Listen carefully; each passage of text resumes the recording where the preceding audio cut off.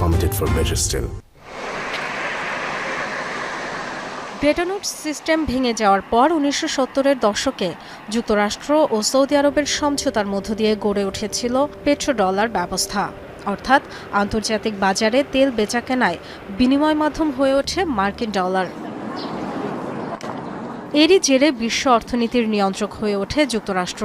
আন্তর্জাতিক বাজারে ডলারের আধিপত্য চরম শক্তিশালী করে তোলে মার্কিন ক্ষমতা কাঠামোকেও। তবে সাম্প্রতিক বছরগুলোতে এই ব্যবস্থাকে চ্যালেঞ্জ করার কিছু প্রবণতা দেখা যাচ্ছে।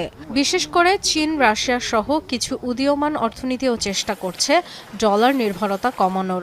জ্বালানি লেনদেনে বিকল্প মুদ্রা ব্যবহার বা নতুন আর্থিক ব্যবস্থার দিকে ঝুঁকছে তারা। দীর্ঘদিন পশ্চিমা নিষেধাজ্ঞায় জর্জরিত ইরানও বেশ কয়েক বছর ধরেই খুঁজছিল বিকল্প। বেইজিংয়ের সঙ্গে ঘনিষ্ঠ অর্থনৈতিক সম্পর্কের কারণে চীনা মুদ্রায়